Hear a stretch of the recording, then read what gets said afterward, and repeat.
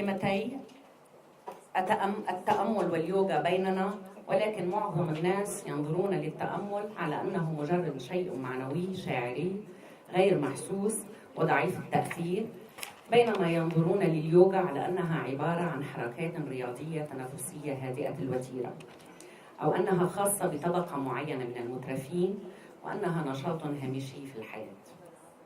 في الحقيقة إن التأمل واليوغا هما من أهم الممارسات التي مع الزمن توصلك إلى قدراتك الداخلية ومنافذك العميقة الدافنة، حيث في زمننا الحالي وبسبب توافر وسائل الراحة والتكنولوجيا المتعددة لا تستهلك قدرات الإنسان كلها. وحسب الإحصاءات العالمية فإن أفضل العلماء في زمننا الحالي يستعملون فقط ما يقارب 10 أو 3% فقط من قدراتهم الداخلية. والحقيقة التي يجهلها الكثيرون إن التأمل واليوغا يساعدان على إخراج هذه القدرات من داخلنا واستغلالها من أجل تحقيق النجاح والسلام الداخلي. فعبر التأمل واليوغا أنت توجه عقلك على التركيز بشكل أقوى على نقاط أساسية في الجسد كما في الروح. لن أغوص كثيرا في التفاصيل وتأثيرهما من الناحية الطبية والنفسية، بل أردت أن أقدم الموضوع لأترك الكلام لأهل الاختصاص. بداية اسمحوا لي أن أعرف عن ضيوفي وأبدأ بالدكتور جاكلين. ولد عام 1956 وقد عرف بشغفه بالرياضيات والعلوم، واتجه في دراساته الجامعية نحو الطب ليتخصص في الطب الفرنسي النفسي. عمل في هذه المجالات لسنوات طويلة في الجزائر ليكمل بعدها دراسة متخصصة في حقل الشفاء النفسي وتعليم اليوغا التقليدي. يعيش منذ 28 عاما في الهند. لديه العديد من المنشورات من كتب علمية وروحية جسدت الجسر الرابط بين الغرب والشرق.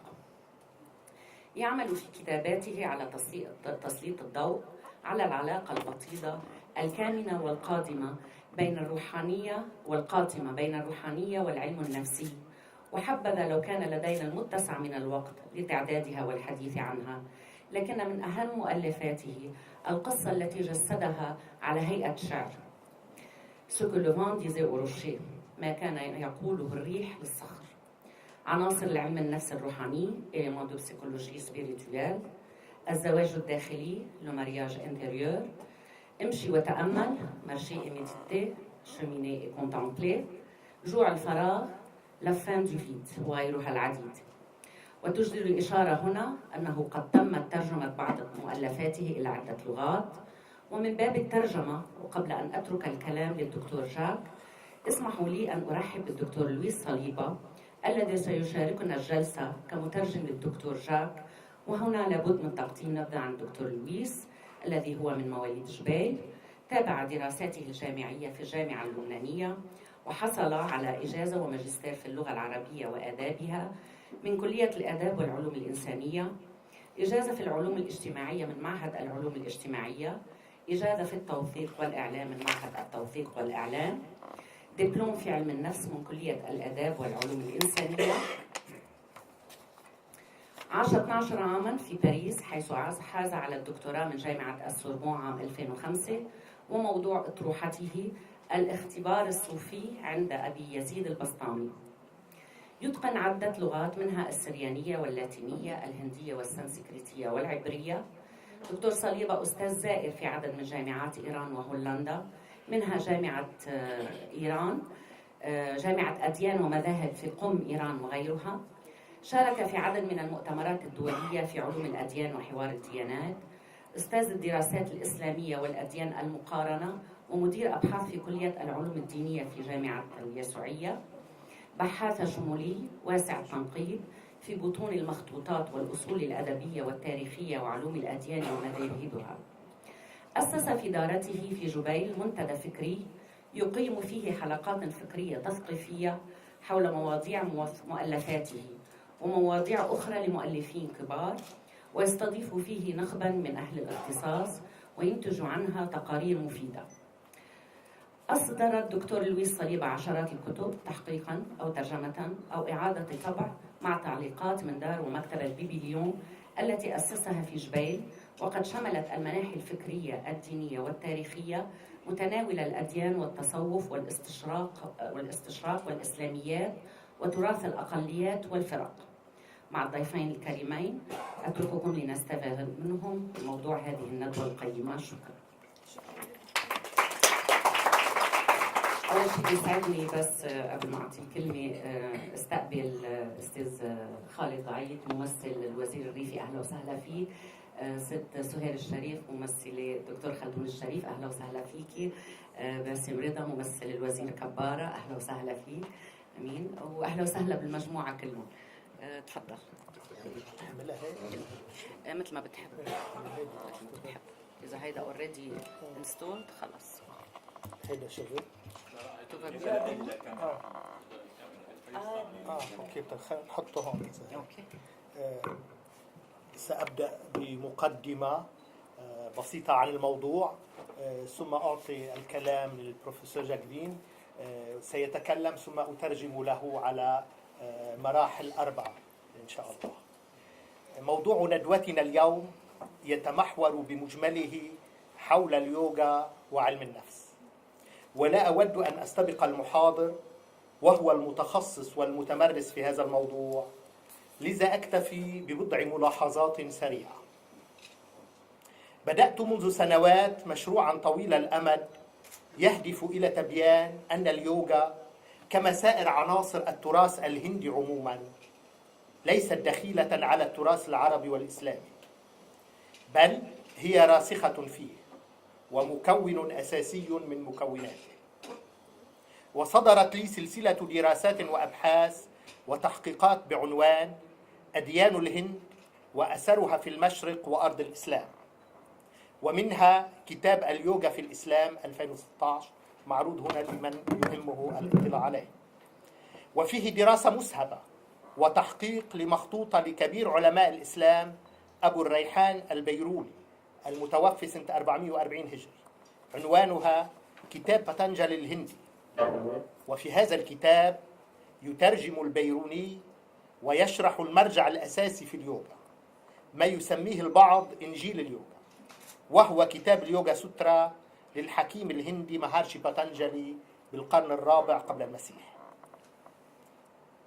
ويبدأ باتنجالي كتابه المقتضب هذا بتعريف لليوغا، فيقدم أقدم تحديد لها، يقول بالسنسكريتية يوغا تشيتا فريتي نيرودا، أي اليوغا هي ضبط عمليات الفكر أو الذهن. كيف يترجم البيروني هذا التعريف؟ يقول هي أي اليوغا قمع قوى النفس عن التشبث بغيره. إنه يترجم تشيتا أي الفكر أو الذهن مايند بالنفس، والنفس بالمفهوم الصوفي والفلسفي الإسلامي هي فعلا ما تقصده اليوغا بتشيتا. يقول المتصوف أبو طالب المكي متوفي سنة 386 هجري: النفس مجبولة على الحركة وقد أمرت بالسكون، وهو ابتلاؤها لتفتقر إلى مولاها وتبرأ من حولها وقواها. كأن المكي بكلامه هذا يعرب تحديد باتنجالي لليوغا. فطبيعة الفكر الحركة، إنه الفكر الوثاب النطاط jumping mind كما تسميه اليوغا، وأول أهدافها ضبطه وكبح عملياته. وهذا تحديدا ما يقوله أبو طالب المكي: النفس دائمة الحركة ويجب السعي إلى ضبط حركتها وتهدئتها، وهو ما يدعوه البيروني قمع قوى النفس. ويقدم لنا الإمام الغزالي تحديدا للنفس موجزا ووافيا، يقول فيه: أعني بالنفس ذلك الجوهر الكامل الفرد الذي ليس من شأنه إلا التذكر والحفظ والتفكر والتمييز والرؤية، ويقبل جميع العلوم.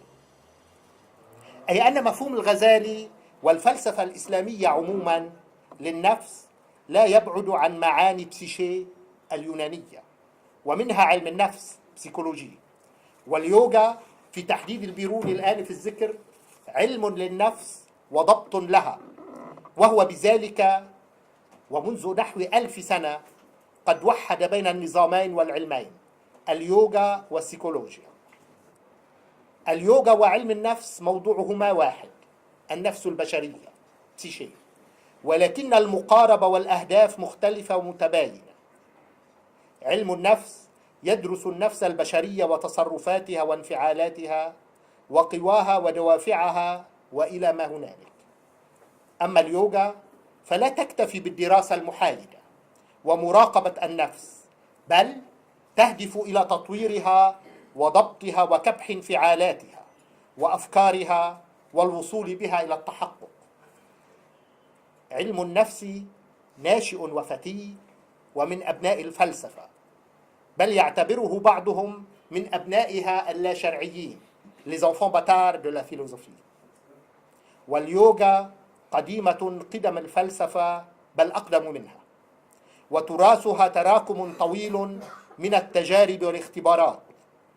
وبداية العلاقة بين اليوغا والسيكولوجيا شابه بعض التنافس وكثير من المآخذ. ومآخذ اليوغا على علم النفس هي بالحري مآخذ حكماء اليوغا على علماء النفس، يكتفون بالمراقبة والتوصيف ولا يتقدمون بالإنسان قيد أنملة نحو تحقيق ذاته، بل يكتفون بمعرفة هذه الذات، أو بالأحرى معرفة عناصر قليلة مما ظهر منها.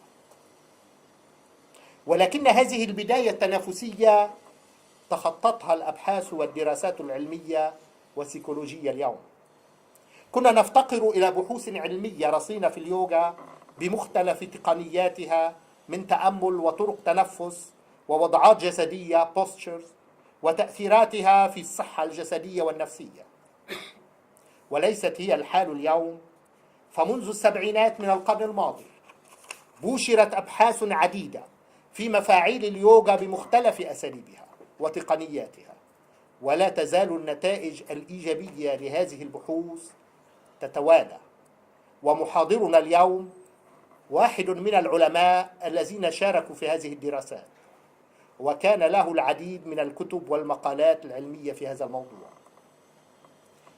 واليوغا وعلم النفس يتشاركان اليوم أمورا كثيرة وممارسات عديدة، وهذه المشتركات المهمة تعود في أحد أبرز أسبابها إلى أن علم النفس استمد الكثير من تعاليم الأنظمة الشرقية، ولا سيما اليوغا وتحاليلها وعلاجاتها وممارساتها، وذلك ليخرج من نظريته الجنسية التبسيطية والتي أدت إلى فشل محاولاته الأولية وأودت به إلى طريق مسدود. وأمام التجارب المخبرية العديدة وإثر ورود كم كبير من التقارير الأكاديمية، لم يجد علم النفس وعلماؤه مفرا من الاعتراف بوجود حالة وعي سامية تتخطى وتختلف عن الحالات الثلاث العادية، أي اليقظة والنوم والحلم، والإقرار بأن اختبار مثل هذه الحالة يكسب المرء الكثير من المنافع في تطوير شخصيته وتحسين صحته الفكرية والجسدية. وعلم النفس كما اليوغا كلاهما لا يتطلبان إيمانا مسبقا، ويتجنبان الخوض في جدال ومواضيع لا تستند إلى اختبار واقعي، وكلاهما معا يتميزان عن الأنظمة القديمة بمحاولة حسيسة لتغيير المعتقدات الموروثة والمفاهيم الخاطئة، وبالتالي التصرفات الناتجة عنها. ومن أبرز هذه المفاهيم الخطيئة والشر، فكثيرا ما تلحق أذى بالغا وعميقا بالفرد وبالمجتمع فئات. الخطيئة الوحيدة بالنسبة إلى علم النفس واليوغا كذلك هو الضرر الذي تلحقه النواهي والمحرمات وعظات الواعظين ونصائحهم في المرء والمجتمع. واليوغا وعلم النفس يتشاركان في استهجان طرق التقسيم والتعزيم وسائر أنماط ما يعرف بطرد الشياطين، ويحذران من آثارها السلبية على المريض ووضعه الصحي والنفسي. ويبقى مشترك أخير أود التوقف عنده في هذه العجالة، فقد خص كل من النظامين والعلمين اليوغا والسيكولوجيا المعالج بدور كبير ومكانة مميزة. أكان هذا المعالج محللا نفسيا في علم النفس أم معلما جرو في اليوغا أو ما إلى هنالك من التسميات؟ فالمعالج أو المعلم كلاهما يكيفان العلاجات الفكرية والسلوكية تبعا للظروف ووضع المريد أو المريض. ومفهوم النقلة أو الترانسفير نجده في اليوغا وفي التحليل النفسي في آن، وهو بكلمة موجزة إحساس عاطفي قوي تجاه المحلل النفساني أو تجاه المعلم. والإحساس هذا إعادة لرغبات وأمنيات نزوية وهمية توجه إلى المعالج، فتحدث تنفيسا مهما من خلال عملية إطلاق للأحاسيس السابقة وتفعيل الاختبارات الماضية. وعلى المحلل أو المعلم أن يعرف كيف يخرج بمهارة من فخ التعلق العاطفي للمريد أو المريض، ويعيد إليه بالتالي استقلاليته العاطفية من خلال قلة الكلام والمعاشرة وبحماية الهيبة بجدار الاحترام العميق، لا سيما إذا كانت العلاقة بين فردين من جنسين مختلفين. وبعد كشف أسباب المرض الباطنية وعملية النقلة يشعر المريض بتحسن، فيطلب منه المعالج العودة إلى مواجهة حياته العملية بسلاح معرفة ذاته. أختم. كما سبق وأشرت، فمحاضرنا هذه الليلة البروفيسور جاك فين عالم نفس وطبيب نفساني ومريد يوغي تدرج في مدرسة حكيمة الهند مع أناندا مايي، وكان تلميذا لأحد أقرب مساعديها سوامي فيجاياناندا. كلانا تتلمذ على هذا الحكيم سوامي فيجاياناندا، وهو في الأساس طبيب فرنسي قصد الهند بحثا عن معلم، وعندما التقى مع أناندا مايي وجد فيها ضالة الحكمة التي يبحث عنها، فترك كل شيء عيادة وأهلا ووطنا وتنسك سنوات طوال في الهيمالايا، وبإرشادها وبركتها بلغ مستوى رفيع من التحقق والاستنارة. والبروفيسور فين أبحاث ومؤلفات عديدة في اليوغا وعلم النفس ترجم أكثرها إلى اللغات الإنجليزية والإسبانية والإيطالية، وهي معروضة في هذه الصالة ويستطيع من يهمه الأمر اقتناءها. قبل أن أنهي الكلام، أول شيء أشكر مدام نريمان على استضافتها لنا، وأشير إلى أن هذا هو برنامج البروفيسور جاك فين، محاضرات وندوات في مختلف المناطق اللبنانية، ويمكنكم الحصول على نسخة منها هنا إلى جانب الكتب لمن يهتم أن يحضر أو يتابع محاضرات أو حتى محترفات أخرى. وكذلك هنا رقم للاستفسار، إذا كنتم حفظتموه يمكن أن نبقى على تواصل دائم معكم. سيتحدث الآن الدكتور فين إذن، وثم بالتالي أترجم له. شكرا دكتور. I would like to mention that we have some Western guests who speaks only English, not even Arabic. So you can pose your question after they're in English, Arabic or French. حبيت أقول إنه الدكتور بيحكي إنجليزي وفي عنا ضيوف ما بتحكي إلا إنجليزي، فبأي لغات ثلاثة طبعا ما بنحكي غيرهم، الهندي والسنسكريتي بكفونا هول الثلاثة. نترككم مع دكتور لويس وأهلا وسهلا فيكم. شكرا.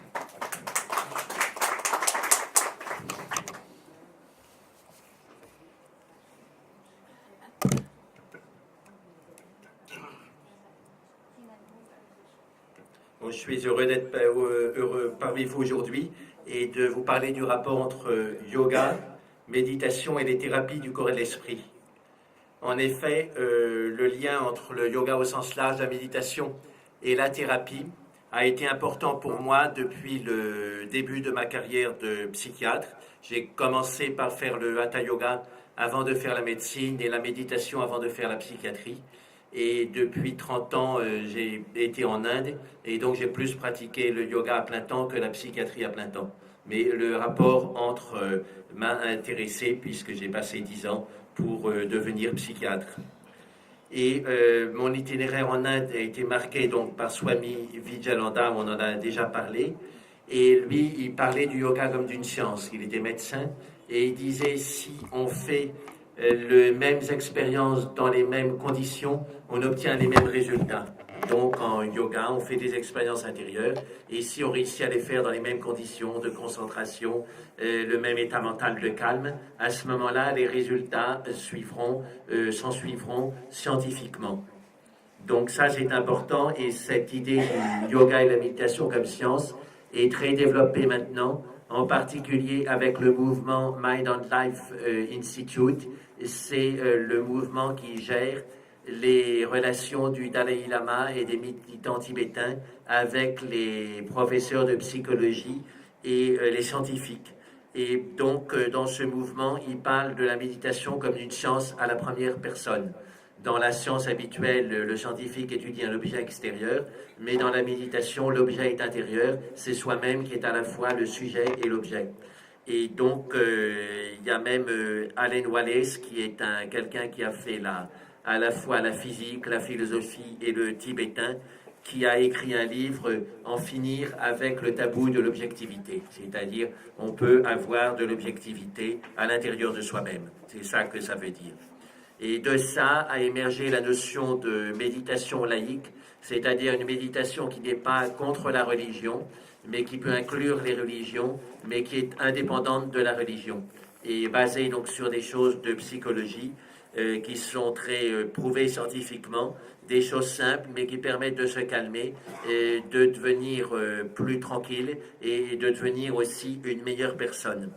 Et j'ai rencontré un soufi pakistanais à Delhi, et au fait, il est businessman à Chicago, et il m'a dit, parce qu'il suit ça de près aux États-Unis, ces questions religieuses et spirituelles, il m'a dit que la religion qui se développait le plus aux États-Unis actuellement, c'était la méditation laïque. Et il y avait 20 millions de pratiquants. Et ça fait beaucoup, donc même si c'est un grand pays, les États-Unis, mais quand même 20 millions de pratiquants, ça fait beaucoup. Et probablement, il y en a plus, parce qu'on n'est pas obligé de se déclarer dans un registre quand on décide de faire la méditation laïque. Donc je vais revenir dans la suite de la conférence sur ce qu'est la méditation laïque. De manière générale, pour cette méditation, comme pour les méditations religieuses et tous les travaux sérieux dans la vie, il faut de la régularité. Et maintenant, on fait 500 études par an sur la méditation, des études publiées dans des journaux médicaux, dans des journaux psychologiques, et toutes ces études sont d'accord pour dire que la méditation peut transformer même l'anatomie du cerveau, mais pour ça, il faut une pratique régulière.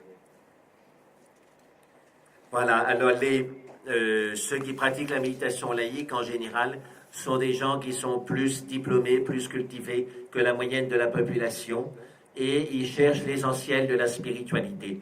C'est pas qu'ils s'arrêtent au niveau bien-être de la méditation, parce que la méditation peut apporter un bien-être, mais ils veulent aller à l'essentiel, et c'est pour ça qu'ils font l'économie souvent de dogmes ou de coutumes religieuses pour aller droit au but. Alors c'est pas si facile, mais donc dans la méditation laïque, il y a aussi cette recherche d'aller droit au but. Alors je sais, parce que je suis moi-même catholique de famille, ce qu'on peut penser quand on vient des religions monothéistes, c'est-à-dire judaïsme, christianisme et islam. On pense qu'une méditation laïque, ce ne sera pas sérieux parce qu'on n'est pas prêt à mourir pour sa croyance. Mais quand on y réfléchit 2 minutes, mourir pour une croyance ne signifie pas que cette croyance est vraie ou valide. C'est simplement qu'on est engagé, oui, pour défendre cette croyance militairement, donc on peut mourir à la guerre, etc. Mais ça ne signifie rien sur la validité métaphysique de la croyance. Et pour ça, l'hindouisme et le bouddhisme ont bien compris ça.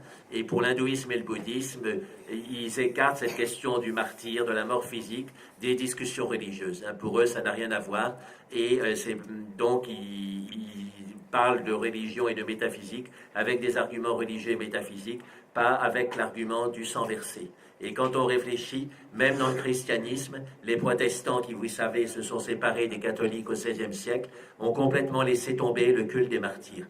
Pour eux, ils disent que ce n'est pas du vrai christianisme, c'est quelque chose qui a été rajouté, on peut s'en passer, et donc dans les églises protestantes, il n'y a pas de saint tel qui est des martyrs au IIIe siècle après Jésus-Christ. Ils ont laissé tomber tout ça. Et donc, c'est intéressant de voir ça. Oui. D'accord, oui. Donc, ce qui se passe dans l'idée de martyr, c'est que ça entretient l'idée de persécution. Et en psychologie, on sait que l'idée de persécution peut marcher dans les deux sens.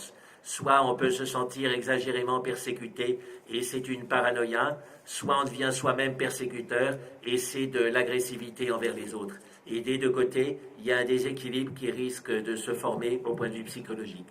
Donc ça, c'est important à comprendre et c'est une distinction de la méditation laïque et de point de vue de la croyance monodiste en particulier, parce que la question du martyr, comme je vous l'ai dit, ne se pose pas pour l'hindouisme, le bouddhisme, le jaïnisme ou même le taoïsme ou le confucianisme. سأختصر ما قاله البروفيسور فين. تحدث بداية عن أبحاث مثلا العالم فرانسيسكو فاريلا كان باحثا في الثمانينات والتسعينات من القرن العشرين في باريس وأمريكا، وتعاون مع الدلاي لاما لتنظيم لقاءات بين متأملين وعلماء في معهد فكر وحياة Mind and Life Institute. وقد طور هذا التيار مفهوم العلم بضمير المتكلم أنا، حيث يكون العارف هو نفسه موضوع المعرفة كما في التأمل. وإذا مورس التأمل بطريقة صحيحة فيمكننا الوصول إلى مستوى جيد من الموضوعية تجاه الذات، ومن هنا مفهوم العلم بضمير المتكلم. وألان والاس أحد أفراد هذا التيار، وهو في آن واحد ممارس للتأمل وفيزيائي ودكتور في فلسفة العلوم، ألف بالإنجليزية كتابا يندرج في هذا السياق عنوانه كي ننتهي من محرم الموضوعية. ومنذ 20 عاما ظهر مفهوم التأمل العلماني، وهو موضوع كتابي الأخير والذي نشر في باريس شباط 2017. وقد وصل عدد ممارسي التأمل العلماني في أمريكا إلى نحو 20 مليون. والتأمل العلماني ليس مضادا للدين، ولكنه مستقل عنه، وثمة عمل يجب القيام به داخل الطرق التقليدية، ويكمن في أن نستخرج من مجموعة ممارساتها في التأمل وفي التطور الداخلي ما يصلح لكل إنسان أيا تكن عقيدته. وهذا تحديدا ما فعله الدلاي لاما في واحد من أواخر مؤلفاته، وفيه يشدد على فيما يتعدى الدين. ومن ناحيتي فقد مارست نمطا من التأمل العلماني عندما علمته في الطب النفساني وفي السجن ومؤخرا في المدرسة. ومسألة الالتزام الشخصي في الممارسة تبقى أساسية، فأكثر البحوث في التأمل أظهر أن هذا الأخير ليس فعالا إلا عندما يمارس بانتظام، وهذا ما نلاحظه كذلك في مناهج التأمل الديني. أما في الغرب فقد بيّنت الدراسات السوسيولوجية بشأن التأمل العلماني أن من يمارسه من ذكور وإناث هم على درجة من التحصيل العلمي تتخطى المستوى العادي، ويعرفون غالبا كيف يتجاوزون المرحلة الأولى من البحث عن الرفاهية والسعادة في سبيل البحث عن جوهر الحياة. وبهذا المعنى تحديدا فهم يرغبون في المضي قدما إلى ما يتعدى الأشكال والتقاليد الدينية. وقد ينتقد بعضهم التأمل العلماني بدعوى أنه لا يمكن أن يكون جديا لأن من يمارسوه ليسوا مستعدين للاستشهاد في سبيله، كما هو الحال في المسيحية والإسلام، بيد أننا نستطيع أن نقلب هذه الحجة رأسا على عقب، فنقول إن هذا تحديدا أحد أبرز منافع التأمل العلماني، ألا وهو فصل الممارسة الفردية عن ضرورة الاستشهاد في سبيل عقيدة أو جماعة. والنظر إلى هذه المسألة من هذه الزاوية يمثل تطورا حقيقيا للبشرية. ولنذكر هنا أن أديان الهند أي الهندوسية والبوذية والجينية لا تعتقد أن الموت في سبيل عقيدة من شأنه أن يؤكد صحتها وصدقها. وحتى داخل المسيحية نفسها فقد أسقط البروتستانت مسألة تكريم الشهداء والتعبد لهم، لأنهم لاحظوا أن هذا الأمر من شأنه أن ينحرف بسهولة إلى شيء غير سليم سيكولوجيا، مثل تنمية أفكار الاضطهاد التي تكون على المدى البعيد ركن جنون العظمة الدينية paranoia religieuse. Voilà, maintenant je vais d'abord parler des effets scientifiquement prouvés de la méditation, puis de la notion de méditation pour l'amélioration de la personne, pour devenir une meilleure personne. Donc, première partie, la recherche scientifique sur les effets de la méditation. Donc, c'est deux mondes qui se rencontrent. J'ai pu assister à un grand congrès, c'était à Denver, au Colorado, en avril 2012, et c'était le plus grand congrès qui s'était tenu dans l'histoire de l'humanité sur ce rapport entre neurosciences et méditation. On était 700 dans le Hyatt Hotel. Maintenant, il y a eu des congrès qui ont été plus grands depuis, mais à l'époque, c'était le plus grand. Et ça a été inauguré par John Kabat-Zinn. C'est un professeur de médecine à l'université du Massachusetts qui a beaucoup fait des études sur la méditation. Et c'est grâce à lui que maintenant on en est un volume de 500 études sur la méditation. La méthode qu'il a le plus développée s'est inspirée de la méditation bouddhiste, c'est le balayage du corps en acceptant les sensations telles qu'elles sont et l'observation de la respiration telle qu'elle est, associée à des postures de yoga. Donc c'est une méthode très simple, mais qui donne beaucoup de résultats quand elle est pratiquée régulièrement. Et donc lors de la conclusion, il y avait Richard Davidson qui a fait la conclusion. C'est un professeur de neurologie américain, spécialiste de cerveau-émotion, spécialiste de cerveau et méditation. Il est membre de l'Académie des sciences américaines et il disait que ses travaux semblent démontrer que le cerveau peut être entraîné et modifié physiquement d'une manière que peu de gens auraient imaginé. C'est ce qu'on appelle la neuroplasticité, c'est-à-dire par la pensée concentrée, par la méditation, on peut créer des nouvelles structures dans le cerveau. Et ça, c'est très nouveau. Et au point de vue aussi physiologique de l'activité électrique, on peut changer des choses profondes. Par exemple, les méditants qui ont fait 10 000 heures, 20 000 heures de méditation de leur jour, des grands méditants, quand ils dorment, ils ont encore des ondes de l'attention, chose que n'ont pas les gens normaux, ce qu'on appelle les ondes gamma. Et c'est expérimenté, ça? C'est expérimenté dans le laboratoire de Davidson, et ce sont des moines tibétains qui sont venus, et Mathieu Ricard aussi, qui est un moine français, ancien scientifique et traducteur du Dalai Lama. Et cet article sur les ondes gamma de l'attention pendant le sommeil et en dehors de la méditation des méditants, ça a été l'article le plus cliqué pendant des semaines du site de l'Académie des sciences américaines. Parce que c'est vrai que c'est quelque chose d'intéressant, très intéressant au niveau de la rencontre des cultures.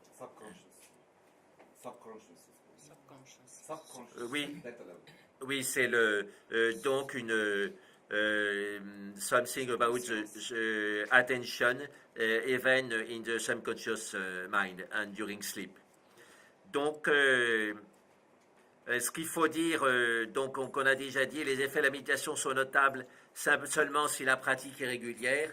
Dans l'islam, il y a la prière 5 fois par jour. Chez les moines chrétiens, il y a aussi la prière 5 fois par jour. Et ceux qui connaissent bien la méditation conseillent, si on peut organiser sa journée pour ça, de faire plusieurs séances de méditation, même s'ils sont un peu courtes, qu'une séance trop longue où soit on s'endort, soit on a mal dans le corps et finalement on s'énerve. Et donc c'est bien si on peut fractionner dans des petites périodes, au moins au début. Après on peut faire des périodes plus longues, bien sûr. Alors, donc la méditation baisse l'activité de l'amygdale, c'est-à-dire on a moins peur. Et ça c'est important. La peur est quelque chose qui pénètre toutes les sphères de notre cerveau. Et si on a moins peur, c'est une grande victoire. Donc ça augmente la matière grise dans la partie gauche de l'hippocampe, c'est-à-dire on mémorise plus et mieux. Ça agit sur le système hormonal et vasculaire.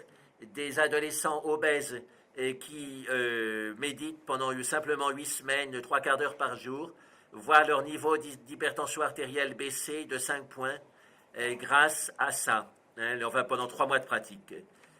Ça lutte contre l'insomnie, parce que ça diminue l'activité du système sympathique, ça stimule le cortex cingulaire antérieur et donc ça rend plus résistant à la douleur parce que c'est une partie du cerveau qui gère la douleur. Tout ça, c'est montré avec de l'imagerie cérébrale, donc c'est très intéressant. ça amplifie la masse musculaire. Ça aussi, c'est très intéressant. C'est-à-dire, si on demande à des gens de méditer qui soulèvent un poids, comme dans un gymnase, mais ils sont en méditation, ils augmenteront le volume de leurs biceps comme des gens qui ont fait le gymnase. Et donc, c'est très intéressant. Ça peut peut-être faire la ruine des gymnases, je ne sais pas, mais en tous les cas, c'est prouvé maintenant, scientifiquement. Et c'est important parce qu'on s'aperçoit des pouvoirs de la visualisation. L'esprit fonctionne beaucoup par visualisation. Et donc, la visualisation a le pouvoir même de modifier les muscles, non seulement le cerveau, mais les muscles. Hein. Il y avait Henri Corbin qui a inspiré Louis et qui a écrit un livre sur la visualisation créatrice dans le soufisme iranien. Hein. Et donc, c'est des choses qui sont connues depuis longtemps. Ça favorise la manifestation des gènes.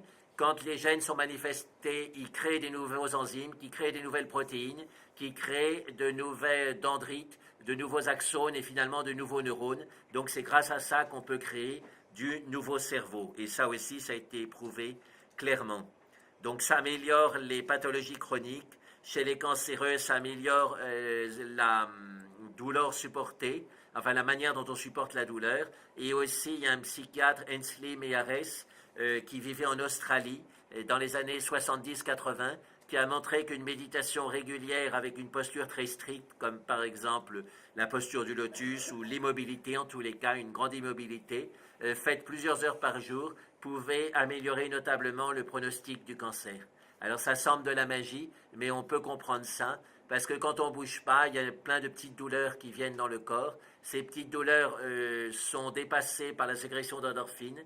Les endorphines augmentent l'immunité, et l'immunité, c'est le balai qui nettoie constamment les cellules cancéreuses. Donc on comprend le lien entre immobilité prolongée et lutte contre le cancer.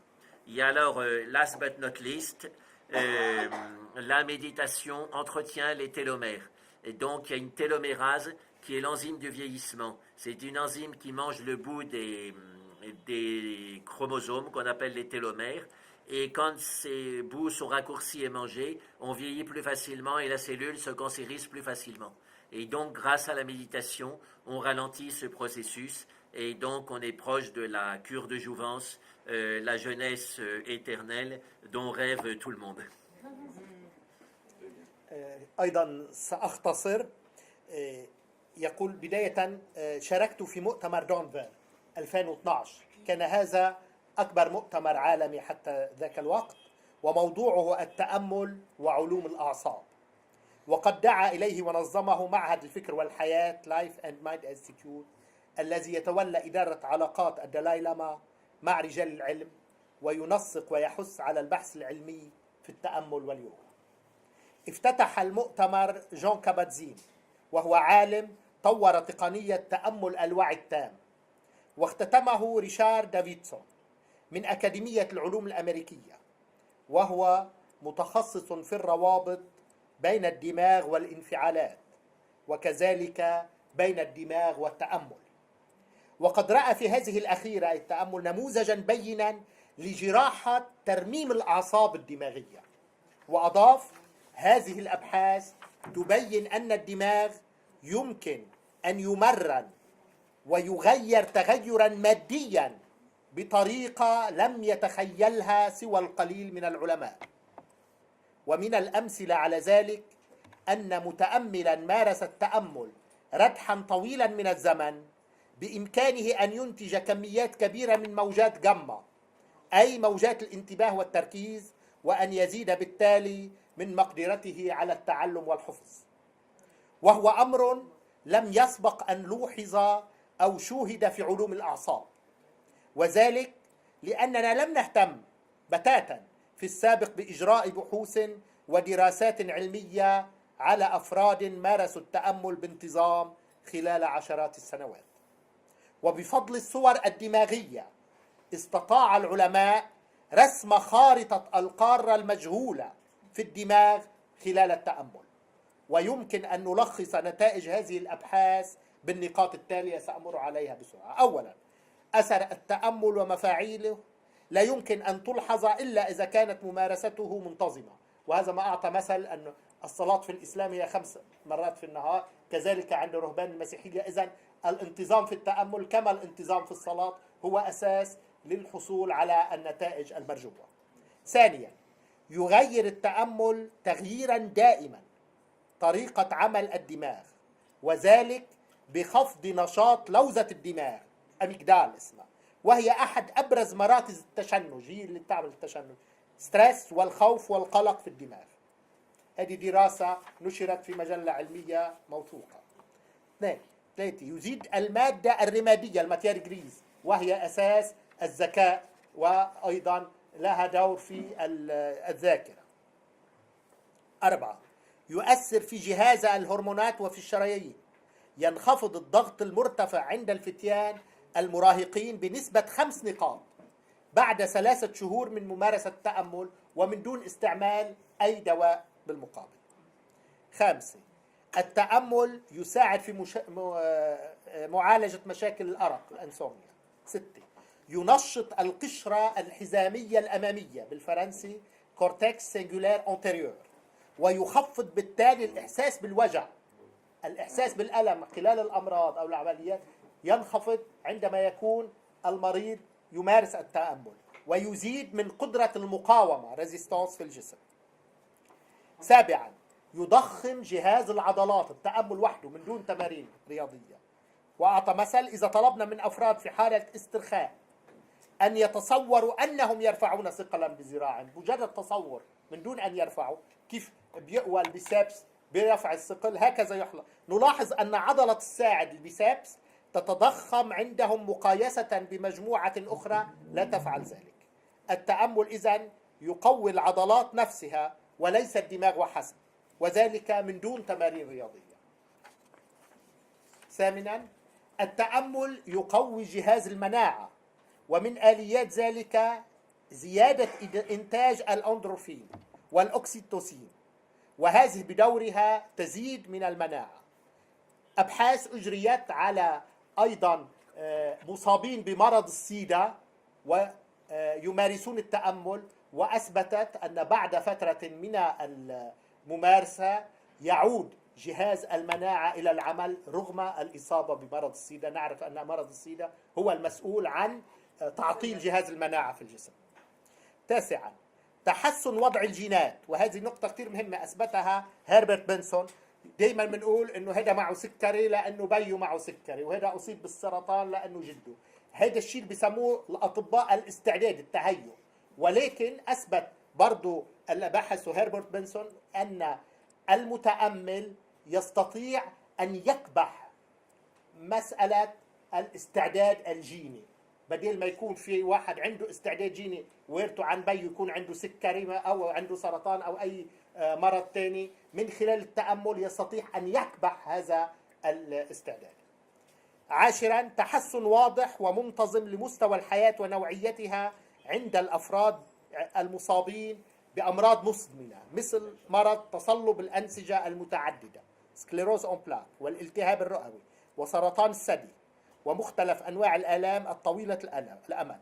توقف طويلا عند المصابين بالسرطان، والأبحاث العلمية أثبتت من جديد أن ممارسي التأمل المصابين بالسرطان يعطون نتائج إن كان في المعالجة أو من غير معالجة كتير إيجابية وواضحة وتستحق أن المضي في البحث فيها. وأخيرا وليس آخرا، يصون التأمل التيلوميرات. التيلومير هن نهاية الكروموزوم، أطراف الكروموزوم، والشيخوخة تبدأ عندما تبدأ التيلوميرات بالتآكل. ما يفعله التأمل أنه يكبح عملية تلاشي التيلومير، وبالتالي هو نوع من إكسير لشباب دائم كما أثبتت بعض الأبحاث العلمية. Voilà. Donc, oui, maintenant je vais parler la seconde partie sur la yoga et la méditation et l'amélioration de la personne. Et donc, il y a beaucoup de méthodes de méditation, mais il faut aller au fait. Et la méditation est faite pour devenir une meilleure personne. Certains sages disent que la meilleure des religions, c'est celle qui vous rend meilleur. Et on pourrait dire pareil de la méditation. Dans toutes ces formes de méditation, il faut trouver celle qui est efficace pour nous rendre meilleurs, qu'on aime suffisamment pour pouvoir la pratiquer régulièrement et donc pour avoir un espoir qu'elle nous transforme. La réflexion éthique, déjà, c'est basé sur ce qu'on appelle la règle d'or, c'est-à-dire ne pas faire aux autres ce qu'on ne voudrait pas qu'on nous fasse à nous-mêmes. Donc les religions parlent de ça, bien sûr, et la réflexion logique aussi nous amène à suivre cette règle, mais il y a quelque chose de plus, un second niveau d'éthique, c'est quand on est capable de dépasser complètement son ego. Et là, l'approche religieuse, spirituelle ou mystique peut bien aider, quel que soit ce qu'on donne, le nom qu'on donne à ce qu'il y a au-delà de l'ego. Donc, dans les religions théistes, on dira le divin. Chez les bouddhistes, on parlera du nirvana. Dans le Vedanta, la non-dualité de l'Inde, on parlera du soi. Mais à chaque fois, c'est au-delà de l'ego. Et donc, c'est important de comprendre cette polarité. D'un côté, il y a l'ego, et de l'autre, il y a l'au-delà de l'ego. Et donc, quand on a observé plein de fois son ego en méditation profonde et en son jeu, à ce moment-là, on a envie de l'abandonner. Il y a un proverbe zen que je médite depuis 35 ans que je l'ai entendu. Et il dit méditer, c'est étudier l'ego c'est l'abandonner. Donc ça, c'est, je pense, un fondement pour une méditation universelle. Voilà, alors, dans mes livres, donc, je me suis basé sur la psychologie spirituelle.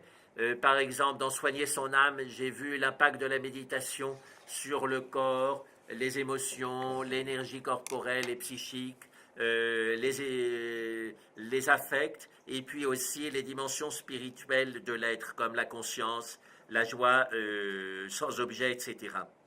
Et dans mon dernier livre, qui est paru il y a 3 mois à Paris, Pratique de la méditation laïque, et là, je suis parti d'activités très simples, comme la marche ou la respiration naturelle, et j'ai essayé de montrer tout ce qu'on pouvait en tirer au niveau méditation, en alliant donc l'aspect traditionnel de l'observation du souffle et de la marche méditative, et puis aussi les recherches modernes.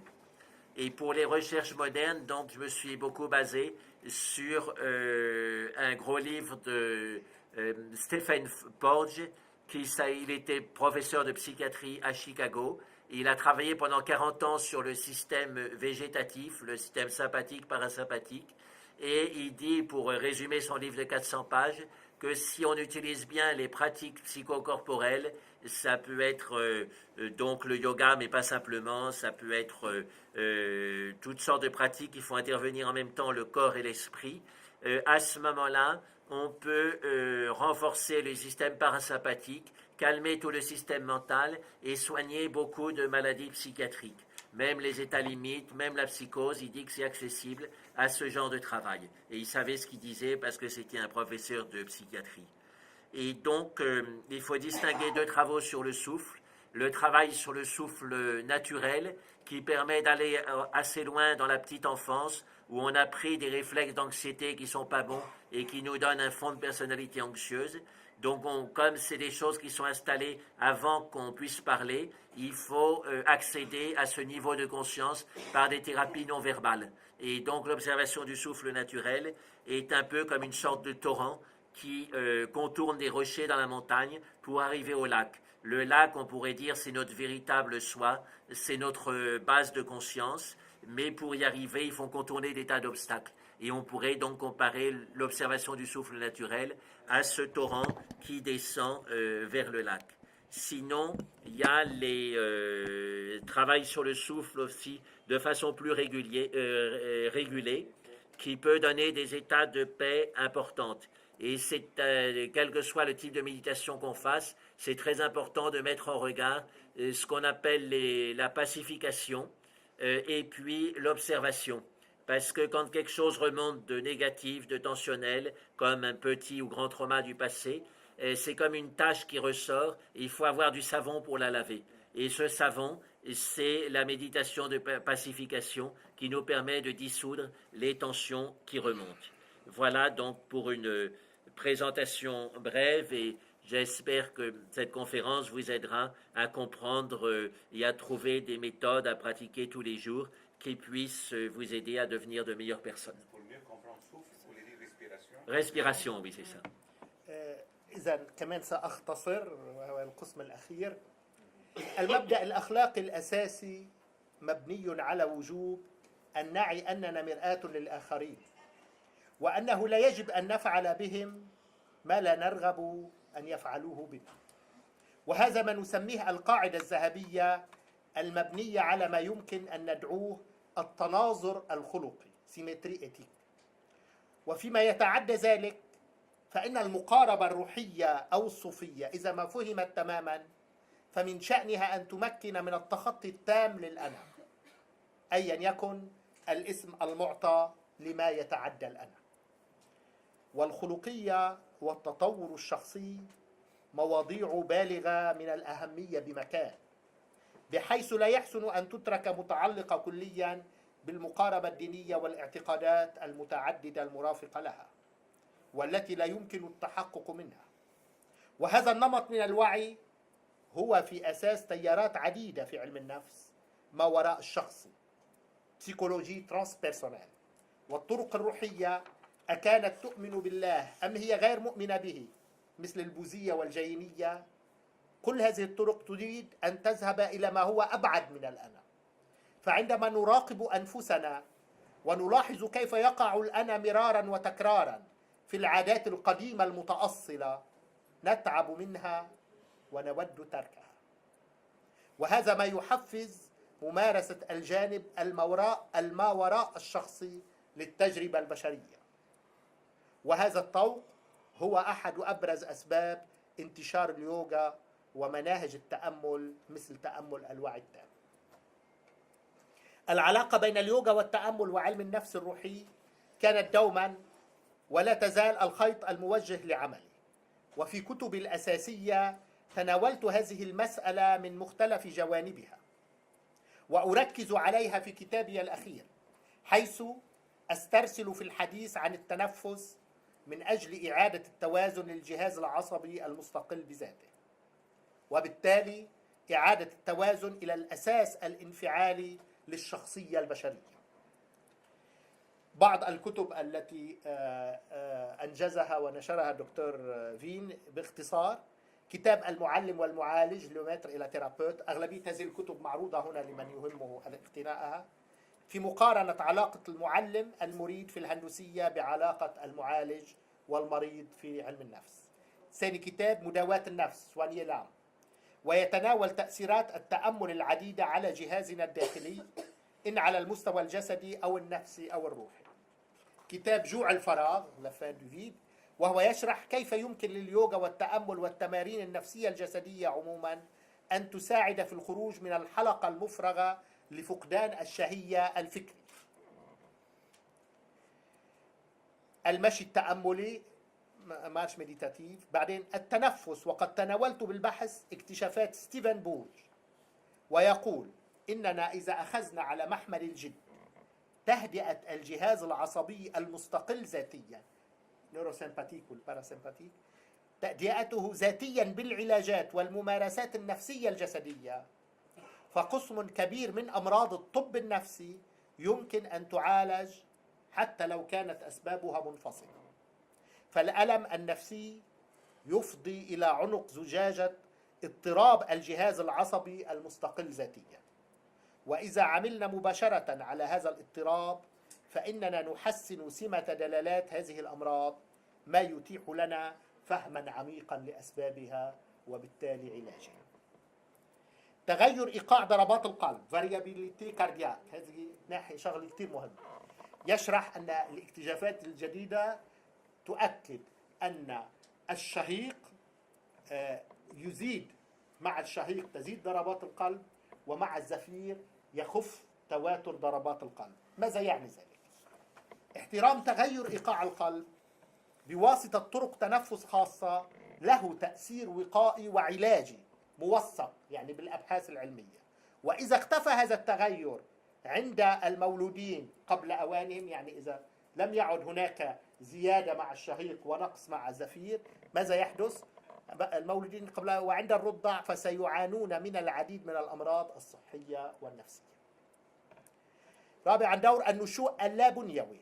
إن تغير التصرف كتزايد القلق في السنة الأولى من عمر الولد يعني يؤدي إلى تغير في ظهور الجينات، بمعنى تفاقم الإنتاج المزمن لهرمونات التشنج ستريس، وستكون النتيجة على المدى الطويل شخصية قلقة.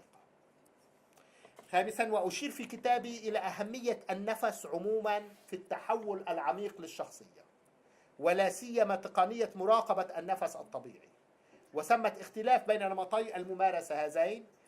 فالنفس الإرادي أو البراناياما هو أكثر ظهورا ووضوحا، ويستخدم بنجاح واضح في مجموعات خاصة مثل المدمنين على المخدرات، والبراناياما فعال في التأثير السريع، وقد استخدمته في عملية إزالة سموم المخدرات في المشفى. وشاركت في مؤتمر دولي للعاملين في مجال التنفس بريس ووركرز، وقد اختاروا الهيمالايا مكانا لمؤتمرهم في بادرة رمزية للإقرار بفضل اليوغا، وكان نشاطهم ينصب في اتجاه تمارين حيوية للنفس من منظور غربي إذا صح التعبير. فشرحت لهم أهمية مراقبة النفس الطبيعي بطريقة مختلفة، وذلك في سبيل إعادة التوازن إلى مقاربتهم. فمراقبة النفس مهدئ خفيف في البداية، ولكنه محرر مهم على المدى الطويل، وذلك لأننا نتحرر من ضرورة العمل المستمر. وفي البوذية فالتركيز يتعلق بمناهج التأمل والاسترخاء والمراقبة مثل فيباسانا. أما الرؤية الداخلية الواضحة ففي الهندوسية تتحدث عن التركيز باليوغا، وتشدد الفيدانتا على المراقبة. بالمختصر وننهي، لجعل التأمل أكثر عمقا فمن المفيد دعم الحوافز الغيرية لتحسين الممارسة. والتأمل